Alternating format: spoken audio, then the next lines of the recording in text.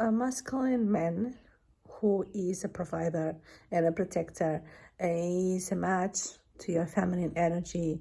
He is a provider in many different ways. It's not just financially. He is a provider to, well, first of all, he's a provider to himself, right? And that's the first thing. Because if you are dating, if you want to meet the right man, the right partner for you, you have to see their energy they are in. You have to see their mindset. Because a provider man, first of all, provides for himself. He is focused on living his best life, in providing for him everything he needs, everything he wants, everything he desires. He uses his testosterone to go get it, to chase his goals, to fulfill his goals. You know, he doesn't have excuses. He is a type of man who seeks solutions. He doesn't have problems and then gives all excuses. Oh, but the economy. Oh, but this and that. No, it's a man who finds solutions. He provides for himself first. And also, he has a mindset of providing for the people that are in his life. So for the woman that is in his life, for his children, for his family, that's his mindset. And it's not because he's a man, he's obligated to do that. No, it's his mindset. It's his energy. He's in an energy of abundance, of wanting to have the best life possible for him. I'm not saying it has to be wealthy or it has to be rich. That's what I'm saying.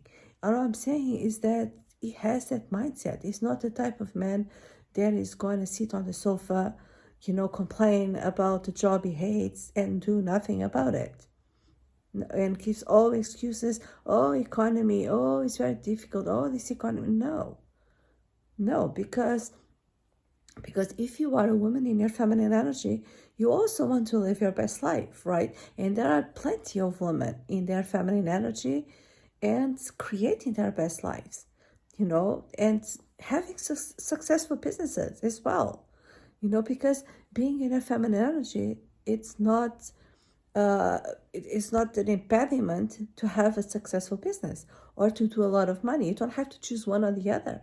You can do it from your feminine energy. So I've done it myself, and I've helped other ladies do it too. So it's totally possible. I have a business from my feminine energy. So if you are doing that and you are in this mindset of abundance, you don't want a man who is not. You don't want a man who is hold you back, who's going to drag you down, who's going to have excuses. You want to expand. Feminine energy wants to expand.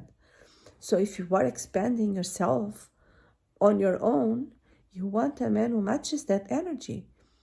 So any man that gives excuses, for his lack of ambition or for his lack of having a provider mindset, etc., is not a man for you. I'm not saying he's a bad man. I'm saying he's a bad guy.